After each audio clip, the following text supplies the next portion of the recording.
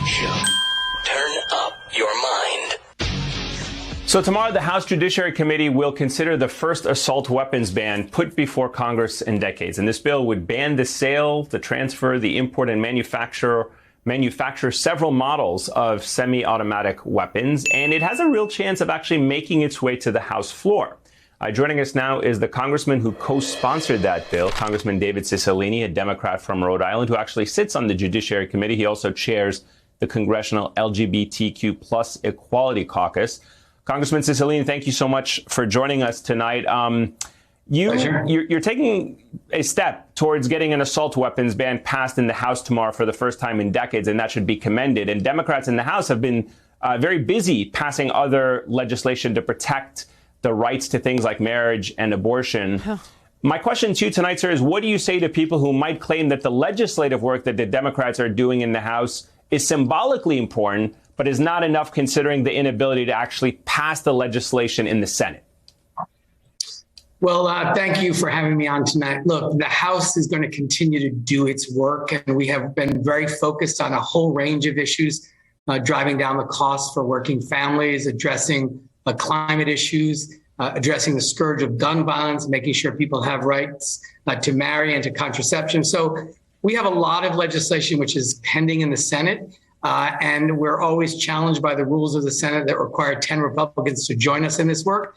But the House Democrats will continue to do what we do, and that is deliver for the American people, bring the priorities of the American people before the Congress vote and pass excellent bills and get them to the Senate. We're responsible for our work. They're responsible for theirs. And if the standard where we're only going to pass things we know the Senate will pass, many of us would feel like we could go home because we have so many great pieces of legislation that are languishing in the Senate. But we're going to continue to respond to the urgent priorities of the American people, get our work done, pass good appropriations bills, good infrastructure bills, good gun safety bills, and we'll expect the Senate to do their work as well. I mean, that's very sunny and that's very optimistic of David Cicilline of Rhode Island. But I got to tell you, the Senate will never. And that is why we have to put more Democrats in the Senate and keep the House. The House is very busy passing legislation to guarantee access to things like contraception, to protect interracial marriage. I swear to God, that is a bill that needed to be passed in the House of Representatives this past week. Interracial marriage has to be protected because it's not enumerated in the Constitution. Marriage is not enumerated as a right in the Constitution. And so we had to pass a piece of legislation through the House of Representatives guaranteeing that we won't do away with freedom to marry in this country. We have to guarantee access to contraception in the 21st century for American women. We have to pass the word codification. Did you codify? I'm codifying right now. Oh, I'd like to codify you. Do you know what I mean? That word. All of a sudden, it's like in the lexicon.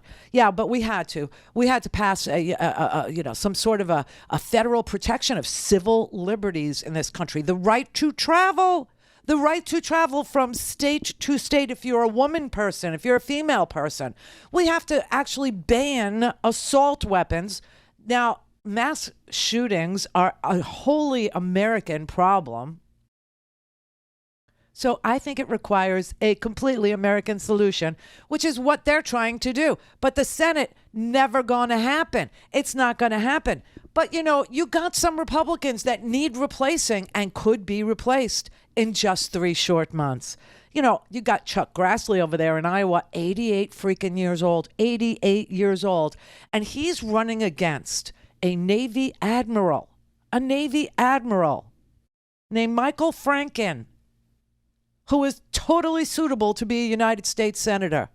Completely decent, a very legitimate, decent choice. What were we just saying? Me and my friend from Florida, where she's growing her mangoes.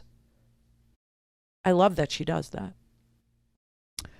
We were just saying that it's appalling that this Republican Party doesn't do the right thing when no one's looking. This Republican Party cheats, lies, steals, tries to beat people into submission, tries to ignore dead children, tries to say, oh, you're playing the rape card, when we demand that 50 years of relying on our civil rights to freedom in our reproductive lives be not just snatched away. Rand Paul, he's on the ballot. He could go. You got a really legitimate, decent candidate in Charles Booker in Kentucky. He's a real, serious, good candidate. Wholly decent choice. Completely decent choice. Florida, bye-bye Marco. You have Val Demings. Oh, I have to tell you this. This is so amazing. So Val Demings is on the air here in Florida with some advertising, ahead of the election. It's normal, right? And so she's trying to tell Floridians that she is a former police chief, and that when she was the chief of police, I think in Orlando, she was able to reduce crime by like 40% on her watch. And all of a sudden, the right wing is putting out these crazy memes about, why is Val Deming against the police? Val Demings is the police. Okay. I mean, it's just an amazing thing. We have a piece of legislation that the President of the United States just introduced as part of his budget that would literally put another, believe it or not, whether you're for or against it, this is what's in it, another 100,000 cops on the street, but community-based cops, meaning they live in the community that they police. This was an old idea that we never really deployed. But that's part of Biden's lowering the crime plan. That's part of his American safety plan, to put 100. And they on the right are literally running ads saying, why are Val Demings, a former chief of police, why is Joe Biden against the police?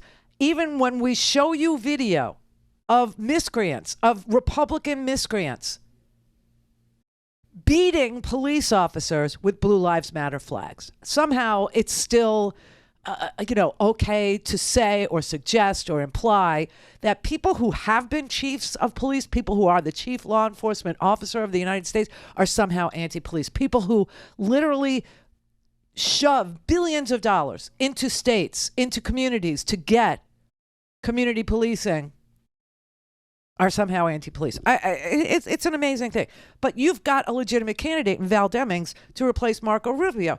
You got a choice in Ohio between the lunatic, fringy, hillbilly elegy, let's kill Medicare and Social Security guy, J.D. Vance, who said Trump was like Hitler and then became Trump's sycophant. He just became a Trump bootlicker.